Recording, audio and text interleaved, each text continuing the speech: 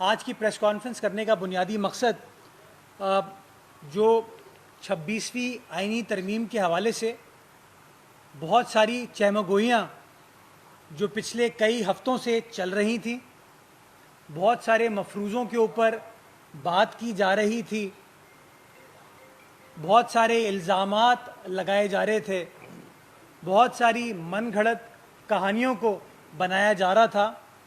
वैसे तो 26वीं तरमीम के पास होने के बाद वो तमाम मफरूज़े दम तोड़ गए हैं। एक बार फिर ये साबित हुआ कि जो लोग अमूमन इल्ज़ाम लगाते हैं या मन घड़त कहानियों को क्रिएट करते हैं, वो अमूमन कहानियाँ उस तरीके से पूरी नहीं होती। बदकिस्मती के साथ हमारे मुल्क में हम कागज़ात को पढ़ने के बजाय, किताब को पढ़ने के बजाय इल्ज़ाम तराशियों के ऊपर ज़्यादा फोकस करते हैं। कोई किसी मुसव्विदे का, किसी प्रपोज़ल का मतन नहीं पढ़ता, कोई ये चीज़ नहीं सोचता कि हुकूमत, रियासत क्या करने जा रही है, उसका पर्सपेक्टिव क्या है, लेकिन कहानियाँ स्टार्ट हो जाती हैं। इल्ज़ाम लगता है कि कोई कंसल्टेशन नहीं होती, इल्ज़ाम लगता है कि ये पर्सन स्पेसिफिक अमेंडमेंट की जा रही है, कि चीफ जस्टिस काजी फैज़ ईसा साहब के लिए अमेंडमेंट की जा रही है। कोई ये कहता है कि हम फ़लाँ जज साहब के साथ हैं, कोई ये कहता है हम फ़लाँ जज साहब के साथ हैं।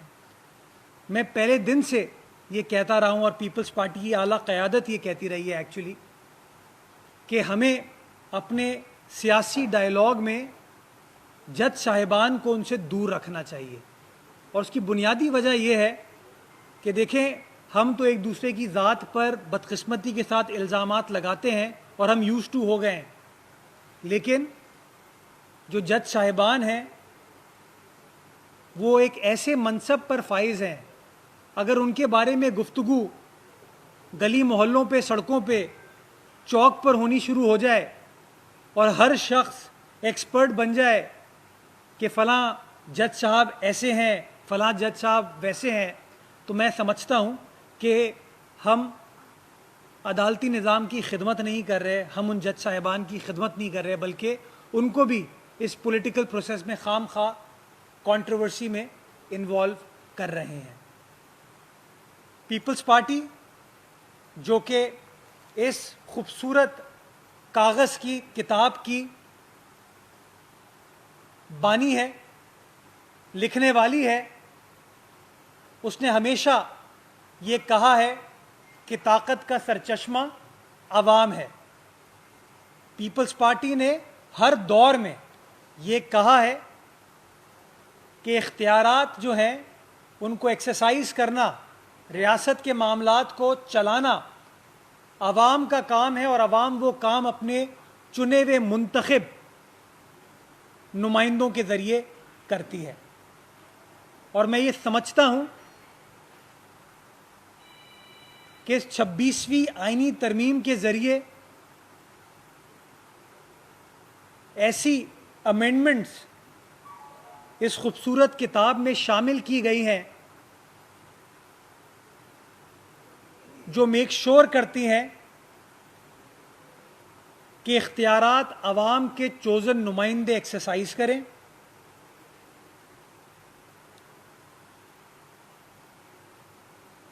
जुडिशरी इंडिपेंडेंटली काम करे, जो ट्राइकोटमी ऑफ पावर्स है, सेपरेशन ऑफ पावर्स है, उसको फॉलो किया जाए और इसी तरीके से हम एक मजबूत, खूबसूरत कॉन्स्टिट्यूशनल डेमोक्रेसी, आईनी जमहूरियत को परवान चढ़ा सकते हैं। 26वीं तरमीम के पास होने के बाद ये चीज़ बिल्कुल क्लियर हो गई कि ये तरमीम जस्टिस काजी फैज़ ईसा साहब के लिए नहीं आ रही। 25 अक्टूबर गालिबन उनका आखिरी दिन है, उस रोज़ वो रिटायर होके घर चले जाएंगे। जो कि जिस तरीके से रिटायरमेंट का प्रोसेस होता है, नए चीफ जस्टिस की तैनाती का उसूल इस तरमीम में वज़ा किया गया है और वो उसूल सुप्रीम कोर्ट के अपने उसूल के ऐन मुताबिक है। बहुत सारे लोग आप देख रहे हैं वो इल्ज़ाम लगा रहे हैं, कहते हैं हम ये नहीं मानते। मैं एक पीटीआई के सीनियर वकील को, जो कि पार्लियामान का रुकन भी है, उसको मैं सुन रहा था एक दिन तरमीम के बाद। वो कहता है कि फ़लाँ जज जैसे लोगों को ये फ़लाँ चीज़ बनाना चाहते हैं, नाम लेके जज साहब का कहते हैं वो। बदकिस्मत है ये चीज़। मेरे नज़दीक, पीपल्स पार्टी के नज़दीक तो 17 सुप्रीम कोर्ट के जजेस नहीं, बल्कि हाई कोर्ट के सारे जजेस, सेशंस कोर्ट के सारे जजेस, सब के सब काबिल एहतराम है। वो नाम लेके एक सीनियर जज के बारे में कहते हैं कि ऐसे लोगों को हम नहीं मानते। तो मैं बताना ये चाहता हूं कि सुप्रीम कोर्ट ने जुडिशल कमीशन ऑफ पाकिस्तान, जो कि 18वीं आईनी तरमीम के ज़रिए क्रिएट किया गया था, जिसकी सरबराही चीफ जस्टिस ऑफ पाकिस्तान करते हैं और सीनियर तरीन जो जजेस हैं उसका हिस्सा होते हैं, उन्होंने एक ख़ुद उसूल वज़ा किया। और वो उसूल वज़ा किया उन्होंने दो सिचुएशंस में।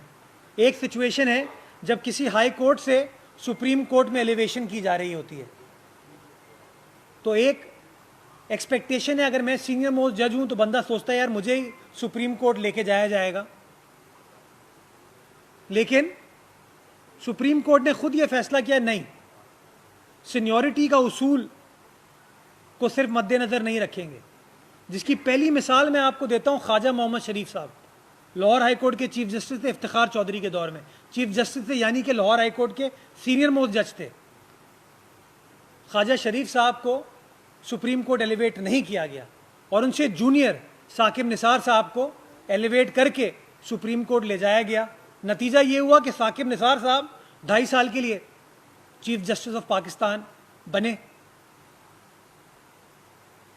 सूबाई सिंध के अंदर सीनियर मोस्ट जज थे मुशीर आलम साहब। गुलजार साहब सीनियर मोस्ट नहीं थे, लेकिन सुप्रीम कोर्ट ने इफ्तिखार चौधरी साहब के दौर में गालिबन ये फैसला किया कि हम मुशीर आलम साहब को नहीं लेके जाएंगे, हम गुलजार साहब को ले जाएंगे। गुलजार साहब सुप्रीम कोर्ट चले गए, सुप्रीम कोर्ट के जज बन गए और 2.5 साल के लिए पाकिस्तान के चीफ जस्टिस बने। हालिया, ये मैंने इफ्तिखार चौधरी साहब की आपको मिसाल दे दी, हालिया दिनों में अभी इस मौजूदा जुडिशल कमीशन ऑफ पाकिस्तान में, जिसमें काजी फ़ैज़ ईसा साहब भी हैं, मंसूर अली शाह साहब भी हैं, मुनीब अख्तर साहब भी हैं और याया अफरीदी साहब भी हैं और गालिबन अमीनुद्दीन खान साहब भी हैं। ये 5 सीनियर मोस्ट जजेस ने ये फैसला किया कि लाहौर हाई कोर्ट में जब chief justice Lahore high court को एलिवेट किया जा रहा था सुप्रीम कोर्ट में, तो चीफ जस्टिस की असामी खाली हो रही थी। तो जो सीनियर मोस्ट जज थे उनको तैनात नहीं किया गया, जो नंबर 2 थे उनको भी तैनात नहीं किया गया, जो नंबर 3 थी गालिबन खातून जज साहिबा, उनको चीफ जस्टिस तैनात किया। और तैनात होने के बाद माशाल्लाह आज वो chief justice Lahore high court हैं। तारीख़ी फ़ैसला था कि पहली खातून गालिबन चीफ जस्टिस शायद वो बनी है, या मुसरत हिलाली साहब शायद पेशावर में कुछ दिन के लिए बनी थी। तो ये उसूल जो 26वीं आईनी तरमीम में डाला गया कि सीनियरिटी वाहिद क्राइटेरिया नहीं होगा, सीनियरिटी कम फिटनेस को देखा जाएगा, ये उसूल सुप्रीम कोर्ट के अपने बनाए हुए उसूलों के ऐन मुताबिक है, जिसको पार्लियामान ने वहीं से उठाया और 26वीं आईनी तरमीम में इनकॉर्पोरेट किया। हमारे मुखालफिन इल्ज़ाम लगाते हैं कि हुकूमत अपने जजों को चीफ जस्टिस लगाना चाहती है। तरमीम में लिखा गया है 3 सीनियर मोस्ट जजेस। सीनियर मोस्ट जज हैं इस वक्त मंसूर अली शाह साहब, नंबर 2 हैं मुनीब अख्तर साहब, नंबर 3 हैं याया अफरीदी साहब।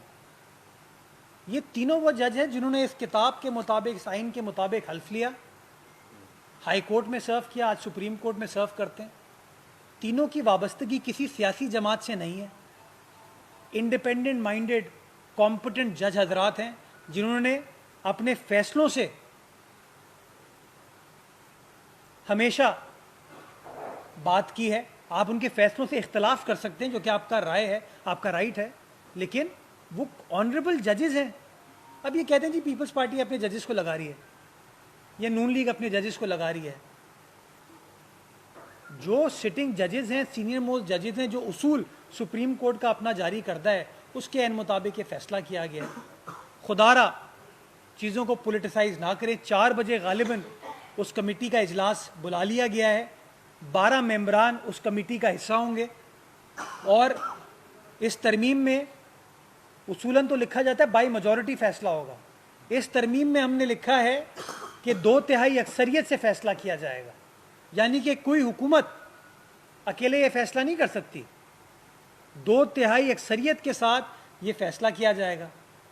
12 जो अराकीन हैं उसमें 4 सेनेट के हैं, 8 कौमी असम्बली के हैं और हर सियासी जमात की उसके प्रोपोर्शन के हिसाब से नुमाइंदगी उस कमेटी में मौजूद है।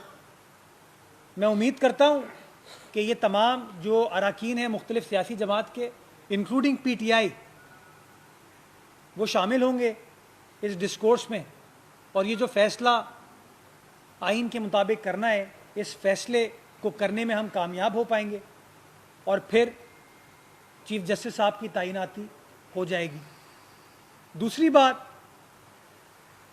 लोग कर रहे हैं इस तरमीम के ख़िलाफ़ कि आपने जुडिशल कमीशन ऑफ पाकिस्तान की हैसियत को तब्दील कर दिया है। बड़े एहतराम के साथ 18वीं आईनी तरमीम जब आई थी, जब पास हुई थी, तो उसके अंदर 2 फोरम्स थे। एक फोरम बना जुडिशल कमीशन ऑफ पाकिस्तान और दूसरा फोरम बना पार्लियामेंट्री कमेटी। जुडिशल कमीशन फैसला करती थी जज साहिबान की तैनाती का और उसकी तौसीक के लिए वो मामला पार्लियामान आता था और पार्लियामान की मंजूरी के बाद वो जज साहिबान तैनात हो जाते थे। एक बड़ा अच्छा बैलेंस्ड तरीका था कि इंडिपेंडेंटली सारा काम हो और पार्लियामान की ओवरसाइट हो उसके अंदर। एक केस फाइल कराया गया इफ्तिखार चौधरी साहब के ज़माने में। मामूल था ये, जब उनको कोई चीज़ नागवार गुजरती थी तो या तो सुओ मोटो पे फैसला कर देते थे या कोई पिटिशन फाइल हो जाती थी और उसके ऊपर फैसला आ जाता था। तो मुनीर भट्टी केस फाइल हुआ और मुनीर भट्टी केस में ये फैसला कर दिया गया कि पार्लियामानी कमेटी तो ये काम नहीं कर सकती और हुकूमत को, हमारी हुकूमत थी, बदकिस्मती के साथ घुटने टेकना पड़े और 19वीं तरमीम की गई, जिसको आज हम समझते हैं नहीं करनी चाहिए थी। प्रेशर को फेस करना चाहिए। हर चीज़ का फैसला इस किताब में है और इस किताब को लिखने वाले, बनाने वाले पार्लियामानी अरकान हैं। बहर कैफ वो 19वीं तरमीम हुई, जिसके बाद सारा ताकत का मंबा जो है वो जुडिशल कमीशन बन गया। उस जुडिशल कमीशन में ना बार एसोसिएशन को इजाज़त थी किसी जज साहब का नाम देने की, ना अटर्नी जनरल को इजाज़त थी, ना वफाकी वज़ीर क़ानून को इजाज़त थी। वफाकी चीफ जस्टिस ऑफ पाकिस्तान और सूबाई चीफ जस्टिस को सिर्फ इजाज़त थी कि वो नाम दे सकते हैं। पिछले 6, 7, 8 सालों में इससे बड़ी डिबेट हुई। बार काउंसिल्स ने, हुकूमत ने कहा ये कैसे हो सकता है कि नाम हम प्रपोज ना कर सकें। जुडिशल कमीशन ऑफ पाकिस्तान के रूल्स भी बन रहे थे इस हवाले से, जिसके ऊपर यही डिलिबरेशंस की जा रही थी। इस 26वीं आईनी तरमीम के ज़रिए पार्लियामानी कमेटी को ख़त्म कर दिया गया, क्योंकि उसकी कोई फौकियत थी नहीं, कोई फ़ायदा नहीं था।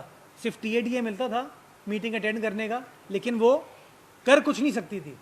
तो फैसला ये हुआ कि भाई 4 पार्लियामानी अरकान को इस जुडिशल कमीशन का हिस्सा बना दिया जाए। वो 4 अरकान का ताल्लुक, 2 का ताल्लुक कौमी असम्बली से होगा और 2 का ताल्लुक सेनेट से होगा। और फैसला ये किया गया कि चारों अरकान हुकूमत के नहीं होंगे। 2 का ताल्लुक ट्रेजरी से होगा, 2 का ताल्लुक ऑपोजिशन से होगा, यानी कि कोई हुकूमत कंट्रोल नहीं कर रही उसको। और आपको पता है ऑपोजिशन कितनी मोहब्बत करती है हुकूमत से हर दौर में। फैसला हुआ कि किसी खातून को या किसी माइनॉरिटी से ताल्लुक़ रखने वाले शख्स को, जो टेक्नोक्रेट हो, जो समझ बूझ रखता हो इन मामलात की, उसको भी शामिल कर दिया जाए, ताकि कलेक्टिव विजडम के साथ जज साहिबान की तैनाती की जाए, डिलिबरेशंस के साथ की जाए, जो आवाम के चोजन नुमाइंदे वो भी, बार एसोसिएशन वाले भी और जज साहिबान मिल के कंसेंसस तक पहुंचे। इसी 26वीं आईनी तरमीम में एक डिमांड बड़े लोगों की थी कि भुट्टो साहब ने जब आइन पास किया था, मुफ्ती महमूद साहब, हफीज़ पीरदादा साहब, बिजंजो साहब, वली खान साहब, जजेस की एज थी 40। जब आप हाई कोर्ट के जज तैनात होते थे तो मिनिमम एज थी 40। ज़ियाउल हक ने उस एज को चेंज करके 45 कर दिया। हमने एक बार फिर भुट्टो शहीद के उस आइन को रिस्टोर करने की बात करते हैं, हम एज को 40 पर ले गए। जो तासुर ये दिया जा रहा है कि अदलिया इंडिपेंडेंट नहीं रही, मैं पूछना चाहता हूं कि किस बेसिस पर आप ये कहते हैं? क्या फैसले आप सुरेंदर करेंगे? क्या फैसले आप वजीर कानून करेंगे? क्या फैसले आप सहाफ़ी हजरात करेंगे? फैसले तो वही मुअज़्ज़िज़ जज साहिबान आईन व कानून के मुताबिक करेंगे। उनके मामलात में हुकूमत का, पार्लियामान का कोई लेना देना नहीं होगा। सिर्फ एक चीज़ ऐड की गई है कि जजेस की परफॉर्मेंस को इवैल्यूएट किया जाएगा, और इवैल्यूएट कौन करेगा? हुकूमत नहीं करेगी, पार्लियामान नहीं करेगा, जुडिशल कमीशन ऑफ पाकिस्तान करेगा, जिसके सरबरा कौन है? चीफ जस्टिस ऑफ पाकिस्तान है। और अगर कोई जज साहब की परफॉर्मेंस सही नहीं होगी जुडिशल कमीशन ऑफ पाकिस्तान की दानिश में, तो वो फिर उनको कहेंगे कि भाई ये इश्यूज़ हैं, इसको एड्रेस कर लें। ऐसी चीज़ें इवॉल्व होती हैं, बेहतर बनाया जाता है। ये तो नहीं है ना कि परवेज़ मुशर्रफ की तरह आए और कहा आप जज साहब नहीं हो, घर चले जाओ। तरीक़ेकार वज़ा कर रहे हैं। अगर वज़ीर आज़म की अकाउंटेबिलिटी हो सकती है पार्लियामान के ज़रिए, वज़रा की अकाउंटेबिलिटी हो सकती है पार्लियामान के ज़रिए, आप सहाफ़ी हजरात की अकाउंटेबिलिटी हो सकती है आपके ऑर्गेनाइजेशन के ज़रिए, हम वकील हजरात की अकाउंटेबिलिटी हो सकती है बार काउंसिल के ज़रिए या जज साहिबान के ज़रिए, तो सिमिलरली जज साहिबान की भी परफॉर्मेंस को इवैल्यूएट किया जाएगा। और मैं समझता हूँ इतने अच्छे काबिल जज साहिबान हमारे पास हैं कि वो और मज़ीद बेहतर परफॉर्म करेंगे, ताकि कोई शख्स ये कह ना सके कि कोई इशू है। शरीयत कोर्ट का फैसला था कि इस्लामिक बैंकिंग सिस्टम को राइज कर दिया जाएगा पाकिस्तान के अंदर, उस चीज़ को इनकॉर्पोरेट कर दिया गया है। मैं समझता हूँ वक्त की अहम ज़रूरत थी ये तरमीम, जिस तरमीम को कराने के लिए बिलावल भुट्टो जरदारी साहब ने बहैसियत चेयरमैन पाकिस्तान पीपल्स पार्टी के, बहैसियत मेंबर कौमी असम्बली के, बहैसियत मैं तो समझता हूँ कानूनदान है, और जिस तरीके से वो इंगेज कर रहे थे इस मामले पे, उन्होंने एक लीड रोल अदा किया और नेशनल कंसेंसस बिल्ड करने में बड़ा अहम किरदार था उनका। उन्होंने ब्रिज का किरदार अदा किया हुकूमत और JUI के दरमियान, और तकरीबन ये मशावरत आप तमाम दोस्तों के सामने जो इल्ज़ाम लगाते हैं ना, एकदम से अमेंडमेंट कर दी गई है। तकरीबन 2 महीने ये प्रोसेस चला, कमेटी तश्कील दी गई, कमेटी के अंदर हर पार्लिमानी पार्टी की नुमाइंदगी थी, और उसके बाद ये तरामीम लाई गई। और आपने देखा कि पाकिस्तान तहरीक इंसाफ ने,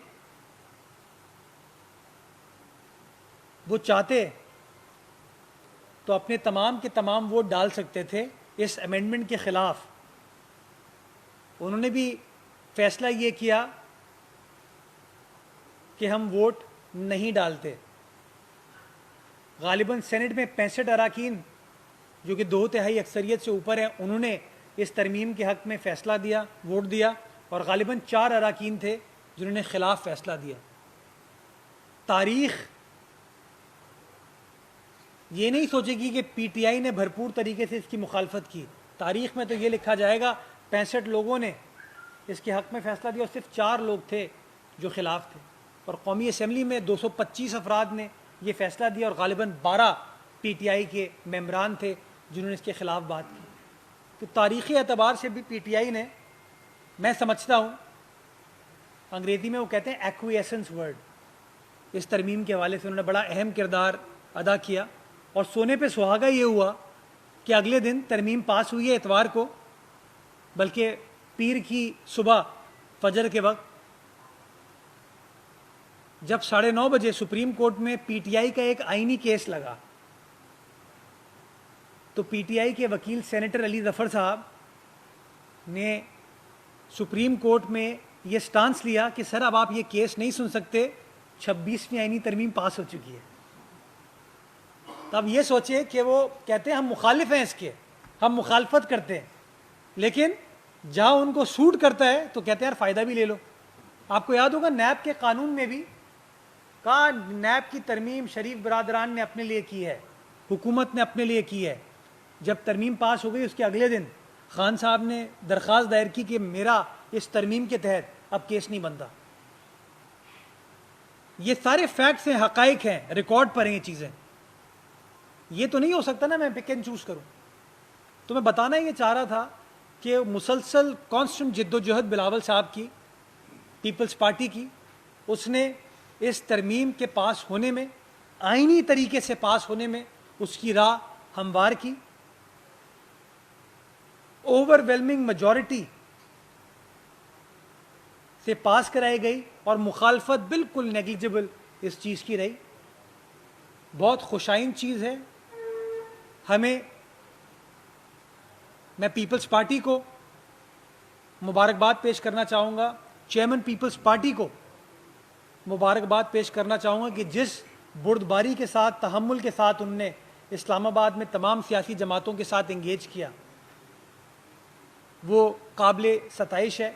मैं तमाम और सियासी जमातों को, जिसमें नून लीग भी है, MQM भी है, JUI भी है, ANP भी है, उन सबको खिराज तहसीन पेश करना चाहूँगा कि आपकी सपोर्ट से इस तरमीम को हम पास करने में कामयाब हुए। और मैं लोगों को ये कहना चाहूँगा कि एक बार फिर पीपल्स पार्टी ने ये साबित किया कि जमहूरियत और जमहूरी रवादारी के ज़रिए आप मुख्तलिफ मकतबा फ़िक्र के लोगों को, मुखालफों को भी साथ ला सकते हैं और इंगेज करके ऐसा डॉक्यूमेंट पार्लियामान से पास करा सकते हैं जिसके बड़े अच्छे मुस्बित असरात आने वाले दिनों में सारी पाकिस्तानी कौम के ऊपर देखने में आएंगे। आखिर में मैं सिर्फ ये कहना चाहूँगा कि खुदारा हमें इल्ज़ाम तराशी से गुरेज करना चाहिए और हमें ये जो बार बार मफरूज़ों के ऊपर बैठ के कहानियाँ बना दी जाती हैं कि ये होने वाला है, वो होने वाला है, उसके बाद ये होगा, मैं समझता हूँ हमें उससे गुरेज करना चाहिए और जो ब्लैक एंड वाइट में चीज़ है, जो लिखत में चीज़ है, उसको देखकर अपना ओपिनियन फॉर्म करना चाहिए। बहुत शुक्रिया।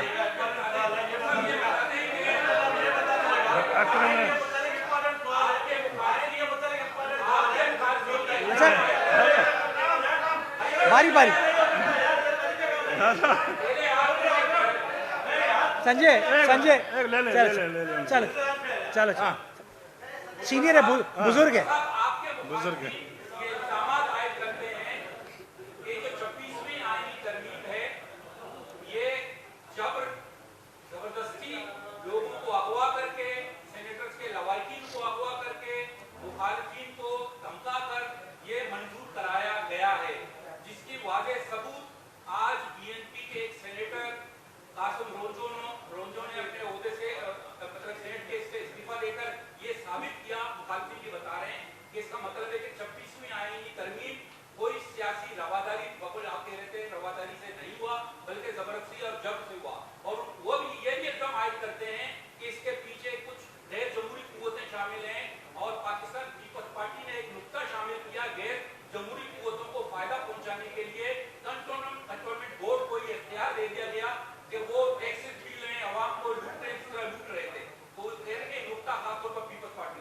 अच्छा अकरम, आपकी बदकिस्मती के साथ सीडी किसी एक जगह पे अटकी रहती है। अच्छा, कंटोनमेंट से मैं स्टार्ट करता हूँ। कंटोनमेंट के ऊपर सुप्रीम कोर्ट का फैसला आया हुआ है, एक चीज़। दूसरी चीज़ ये कंटोनमेंट बोर्ड है ना इस वक्त मुल्क में, वो टैक्स इकट्ठा करते हैं ताकि वो अपने जो रिहायशी लोग हैं उनके मसाइल वो हल कर सके। उस पर आपका इख्तलाफ हो सकता है कि वो सही काम करें गलत काम करें, लेकिन वो काम तो कर रहे हैं। अब क्वेश्चन ये है, क्या केएमसी कंटोनमेंट एरिया में काम कर सकती है? नहीं कर सकती। तो अगर केएमसी काम नहीं कर सकती और कंटोनमेंट को भी आप टैक्स लेने की इजाज़त नहीं देंगे तो फिर टैक्स इकट्ठा कौन करेगा? तो इसके ऊपर सुप्रीम कोर्ट का एक फ़ैसला आया है, उस फैसले के बाद ये तरमीम की गई है। मेरा इसमें अपना मानना है, क्योंकि मैं खुद एक लोकल गवर्नमेंट से मेरा ताल्लुक़ है। अगर आप लोकल गवर्नमेंट के आप गले को यहाँ बंद कर देंगे, नाक को बंद कर देंगे, सांस ना लो, तो कैसे चलेगी? तो फाइनेंशियल मामला किसी भी लोकल गवर्नमेंट के लिए सांस के बराबर होते हैं। टैक्स इकट्ठा करना उनका राइट है, उनको टैक्स इकट्ठा करने दें। आपका इख्तलाफ अगर उनकी परफॉर्मेंस पे है कि वो काम नहीं कर रहे, वो आप बिल्कुल सवाल उठाएं कि भाई वो सही काम नहीं कर रहे, नंबर एक। नंबर दो, आपने कहा इतना जबर था, इतना जबर था, इतना जबर था, पूरी आपने सारी कहानी बता दी। अगर जबर होता तो फिर 3/3 अक्सरियत से पास होता कानून। आप ये कहना चाह रहे हैं कि अली ज़फ़र साहब को हमने कहा था बॉयकॉट करो? क्या हमने कहा था शिबली फराज साहब को कि आप सेनेट के अंदर ना आएँ, वोट ना दें? क्या हमने कहा था अली मोहम्मद ख़ान साहब को कि आप ना आएँ? ये इतने नन्हे हैं। देखिए, ये वही लोग हैं जो माजी में इल्ज़ाम ये लगा रहे थे कि सारी तरामीम काजी साहब के लिए की जा रही हैं, चूँकि इनकी सोच ही इनफरादी है। ये इमरान खान साहब के अलावा कुछ और सोचते ही नहीं हैं। और आप यकीन जाने, मेरा अपना मानना है कि जब पीटीआई वाले खान साहब से मिलने गए होंगे ना, तो खान साहब ने एक ही बात की होगी, मैं इस हाल में पढ़ा हूँ, तुम लोग तो इतने अच्छे लग रहे हो। तो बदकिस्मती के साथ ये इल्ज़ाम बातें सारी करते रहते हैं। तरमीम बहुत बुरी, अगले दिन अदालत में कहते हैं कि हमारा केस आप ना सुने। क्यों? क्योंकि तरमीम आ चुकी है। तो आप पिक एंड चूज़ तो नहीं कर सकते। बाकी मेरा मानना बहैसियत सियासी कारकुन की ये है कि अगर मैं अपने ज़मीर के मुताबिक वोट देता हूँ और मेरा अपनी सियासी जमात से इख्तलाफ है, तो फिर मेरे पास ये राइट नहीं है कि मैं अपनी सियासी जमात के साथ रहूँ। तो मैं समझता हूँ उन्होंने ग्रेस के साथ फ़ैसला किया है। और बीएनपी के गालिबन वो वाहिद रुकन थे, नसीमा साहिबा जो है ना, वो इंडिपेंडेंट गालिबन जीती थी। तो इसके ऊपर इल्ज़ाम तराशी हमेशा चलती रहेंगी। इसकी इन्वेस्टिगेशन हो जाने दें। लेकिन मैं ये समझता हूँ ये तो बड़ी काबिल सताइश चीज़ है कि किसी शख्स जिसके ऊपर आप कह रहे हो कि उसने अपनी पार्टी के साथ वफा नहीं की, तो इतना ग्रेस वाला आदमी, उसने कहा मैं रिज़ाइन करता हूँ, लोग इलेक्ट कर लें अगले बंदे को। जी,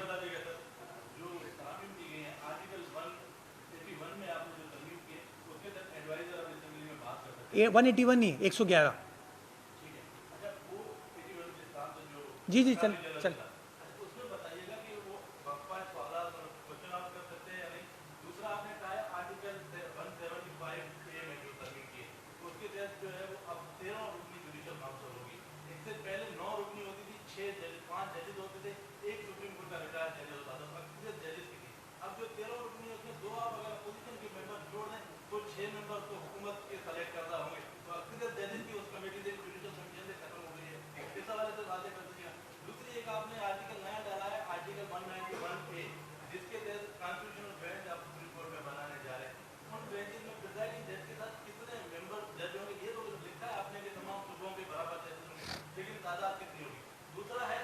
अब मैं सारी चीज़ें भूल जाऊंगा। ये भी पढ़ के आया प्रोविंस वाले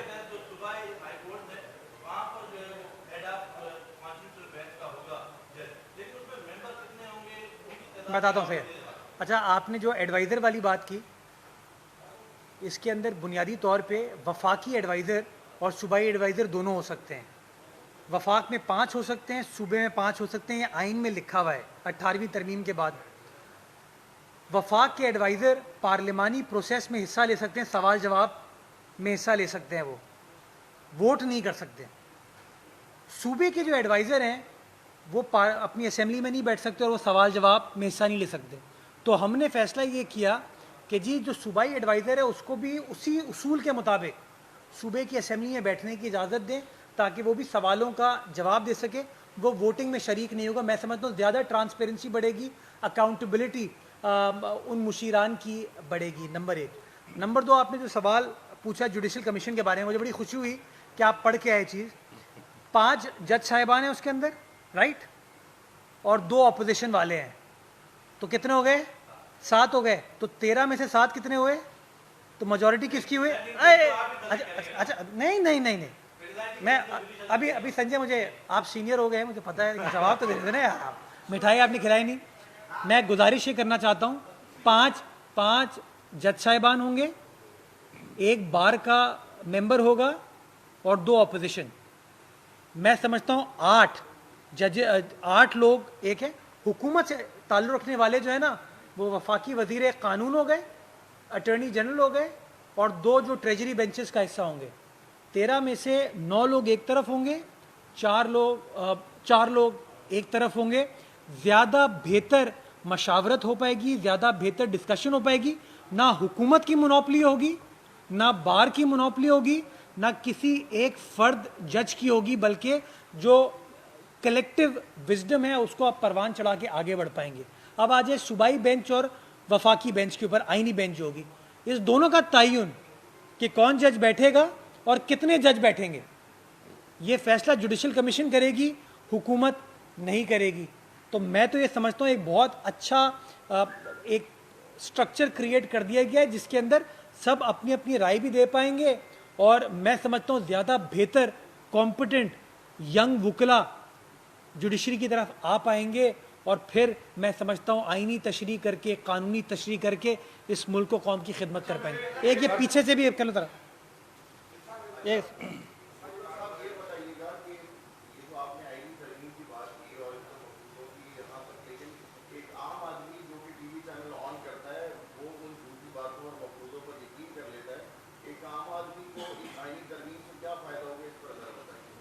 पहली चीज़ तो ये है ना कि मफरूज़ों पर उसको बिलीव नहीं करना चाहिए, और वो मफरूज़ों पे तभी बिलीव नहीं करेगा जब हम जैसे लोग मफरूज़ों को डिस्पेल करेंगे, और आप जैसे लोग इस मफरूज़े को डिस्पेल करने में हमारी मदद करेंगे। ये सबसे इम्पॉर्टेंट चीज़ है। दूसरी चीज़ ये, आम आदमी को क्या फ़ायदा होगा? देखिए, सियासी नेचर के जो केसेस हैं वो फौकियत ले जाते हैं।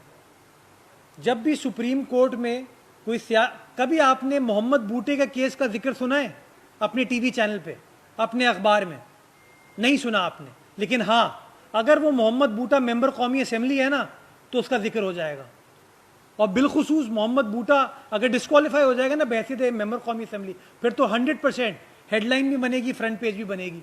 लेकिन अगर मोहम्मद बूटा आम आदमी है और उसको सजा होने के बाद 10 साल कैद काटने के बाद बाइज्जत बरी किया जाता है, तो इससे बड़ी नाइंसाफ़ी क्या हो सकती है?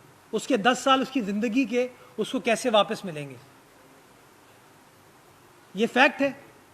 तो जब आप आईनी बेंच को अलग कर देंगे, जो ये पॉलिटिकल नेचर के, आईनी नेचर के कॉम्प्लेक्स केसेस जो हैं वो बेंच सुनेगी, और आम आदमी की जो अपीलें होती हैं जो कि जायदाद से रिलेटेड हों, फैमिली से रिलेटेड हों, प्रॉपर्टी से रिलेटेड हों, कंपनी कमर्शियल टैक्स से रिलेटेड हों, वो सारे फैसले जो हैं सुप्रीम कोर्ट करेगा। तो मैं समझता हूँ ज़्यादा जल्दी लोगों को इंसाफ मिल पाएगा, और पेंडेंसी जो है ना केसेस की ख़त्म हो पाएगी।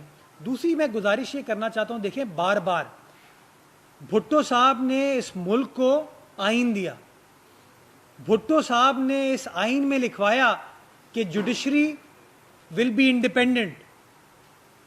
भुट्टो साहब ने तमाम चीज़ें, सुप्रीम कोर्ट की बिल्डिंग पे आज भी जाएंगे तो प्लाक लगा हुआ है उसके ऊपर भुट्टो साहब के नाम का। लेकिन भुट्टो साहब जैसे आदमी को, जो कि पाकिस्तान का पहला जमहूरी वज़ीर आज़म था, जिसकी साहबजादी पाकिस्तान की 2 बार मुंतखब वज़ीर आज़म बनी, जिनके दामाद सदर मुमलिकत बने, उस अजीम शख्सियत को भी इंसाफ हासिल करने में 45 साल लगे। तो सोचें आम आदमी के साथ क्या होता होगा। तो इसलिए ये रिफॉर्म्स लाना ज़रूरी थे। मैं तो समझता हूँ जुडिशल कमीशन में वो जो माइनॉरिटी का रुकन होगा या खातून मेंबर होंगी ना, वो न्यूट्रलिटी ला पाएंगी, वो ऑब्जेक्टिविटी ला पाएंगी, वो बताएंगी जुडिशल कमीशन को कि सर माइनॉरिटीज़ को प्रोटेक्ट करने के लिए आपको फला फला फैसला करने की ज़रूरत है, जेंडर को आपको मेन स्ट्रीम में लाने के लिए, ख़वातीन को प्रोटेक्ट करने के लिए आपको ये चीज़ें करने की ज़रूरत है। तो मैं समझता हूँ फैसला साजी में बहुत ज़्यादा ऑब्जेक्टिविटी आएगी और हमारा निज़ाम इंशाअल्लाह बेहतरी की तरफ जाएगा। जी अरबाब करेगा।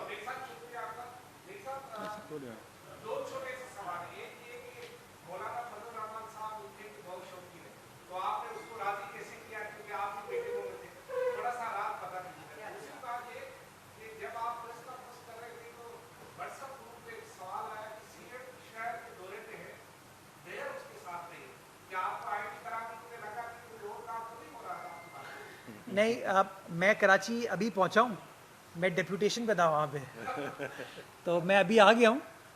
मेरी बात हुई थी चीफ मिनिस्टर साहब से, तो मैंने उनको आज गुजारिश की कि सर आज का दिन जो है मैं घर पे गुजारना चाहता हूँ, तो उन्होंने वेरी काइंडली इजाज़त दी कि ठीक है आप रहें, तो कोई मसला नहीं है। वो क्या दुश्मनों के दिल पे तीर, बिलावल भुट्टो बेनज़ीर।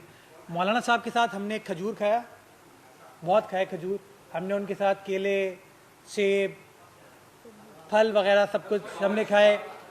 हमने चाय, ग्रीन टी, आबे ज़मज़म, और बड़े अच्छे मुकर्रर हैं मौलाना साहब, मज़ा आता है उनके साथ बात करने में।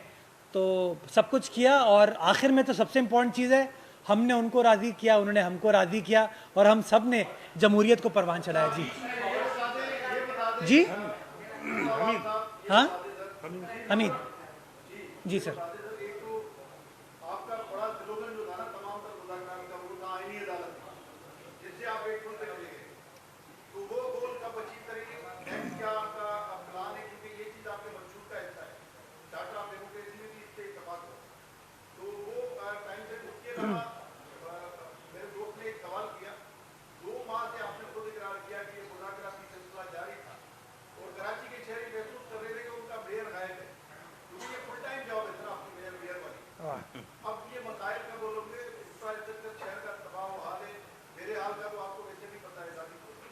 क्या आप आई थोड़ा बाडा की बात कर रहे हैं बाडा ताल का बना है।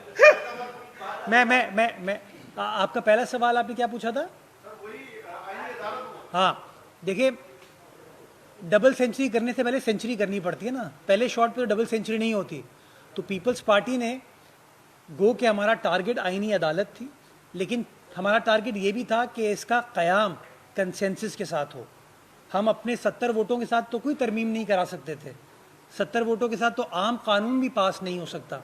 तो इसलिए पीपल्स पार्टी ने तमाम सियासी जमातों के साथ इंगेज किया, बार एसोसिएशंस के साथ इंगेज किया, और हमने इस चीज़ के ऊपर फ़िलहाल सेटल किया कि हम स्टार्ट करते हैं इस आइनी बेंच से, और देखते हैं कि इसके क्या असरात हमारे अदालती निज़ाम में आते हैं। हमारी बड़ी कामयाबी है कि ना सिर्फ वफाकी सतह पे बल्कि सूबाई सतह पर भी हमने आइनी बेंचेस की तरमीम करा ली है। इससे मैं समझता हूँ कि एक तो यूनिफॉर्मिटी ऑफ लॉ और कोहेरेंस जो है ना, वो हमारे मुल्क में आ पाएगी। मैं आपको एक छोटी सी मिसाल देता हूँ, जो कि शुरू में मुझे बता देनी चाहिए थी आपको, कि पुलिस का कानून सिंध में अलग है, पंजाब में अलग है, राइट? सुप्रीम कोर्ट का फैसला है एडी ख्वाजा केस में, लेकिन वो पंजाब में अप्लाई नहीं होता, वो केपी में अप्लाई नहीं होता, सिंध में अप्लाई होता है। सारे मुल्क में ओपीएस पे बंदे पोस्ट होते हैं, सिंध में पोस्ट नहीं होते। डेप्यूटेशन, ये सारे इश्यूज हैं।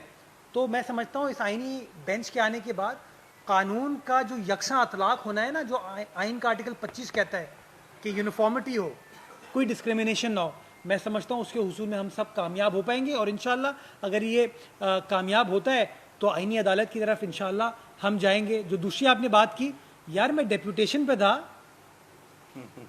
लेकिन जिंदा था। टेक्नोलॉजी बड़ी अब आसान हो गई है, सारे काम कर रहा था, दिन में ये काम करता था, रात में वो वाले काम करता था। तो सही है यार, और चीज़ें हो गई। और वज़ीर आला सिंध इस वक्त हवा का इफ्तिताह नहीं करने गए हैं, सड़क का, प्लेग्राउंड का, पार्क्स का इफ्तिताह करने गए ना। तो काम हुआ है, जब भी तो इफ्तिताह करने गए, तो काम हो रहा है। हाँ, कुछ काम और रहता है। मैं हमेशा कहता हूँ काम का प्रोसेस मजीद बेहतर बनाएंगे, और इंशाल्लाह काम हो रहा है, और काम होता हुआ लोगों को नजर भी आ रहा है। जी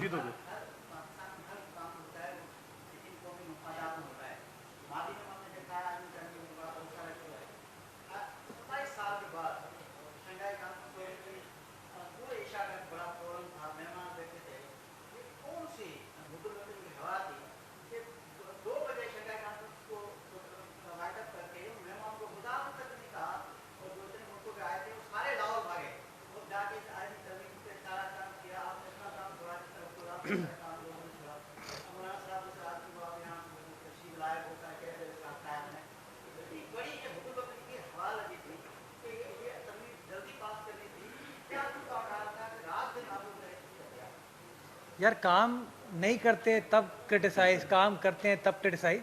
जो आपने कहा 2 बजे सब चले गए, ये बात थोड़ी गलत है। हम लोग हम तो क्या वांदे थे ना, हमारा तो काम ही था एससीओ से। हम लोग भी पीपल्स पार्टी वाले भी गालिबन कोई 3-3:30 बजे लाहौर पहुँचे हैं, 3:30-4 बजे, और शायद वज़ीर आज़म साहब भी शाम को कोई 6-6:30 बजे पहुँचे हैं। जो मुलाकात हुई थी ना वो रात को 9 बजे थी। तो इसलिए मुझे नहीं पता एग्जैक्ट टाइम फ्रेम क्या था SCO का, हमारा उससे कोई लेना देना नहीं है, लेकिन उसके अंदर कोई ऐसी चीज़ नहीं हुई कि किसी को ज़बरदस्ती भेज दिया हो। वो एज़ पर शेड्यूल ख़त्म हुई और माशाल्लाह पाकिस्तान को इतने सारे ममालिक के सरबराहान हुकूमत ने इज़्ज़त बख्शी, वो आए और एक अच्छा इवेंट हुआ, पीसफुल तरीके से हुआ, और खुदा ना खास्ता कोई क्या कहते हैं नाखुशगवार वाक़या भी नहीं हुआ। तो मैं इसके लिए इंतज़ामिया को मुबारकबाद भी पेश करना चाहूँगा कि बड़े दिन बाद इतना बड़ा इवेंट पाकिस्तान में हुआ है। मुझे हुक्म हो गया। सलीम सलीम के ऊपर सलीम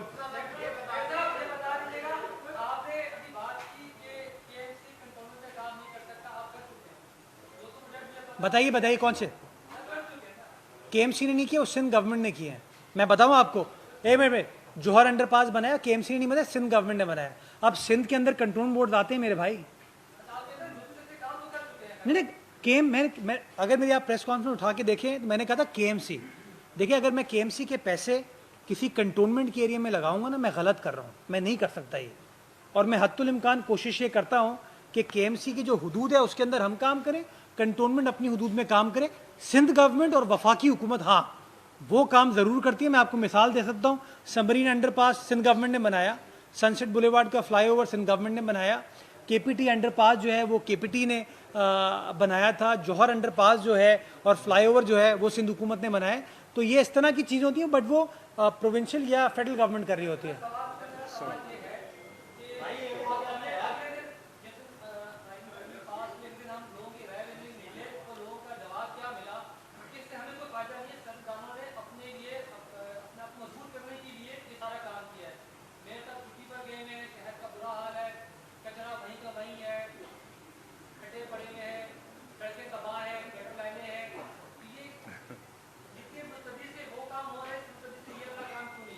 सारे काम हो रहे हैं और काम होते हुए नज़र भी आ रहे हैं लोगों को। मैं रोज़ कोई ना कोई चीज़ मीडिया के साथ शेयर करता हूं तो मुझे लोग कहते हैं कि चलो शुक्रिया, ये तो करा लिया, ये भी करा दो।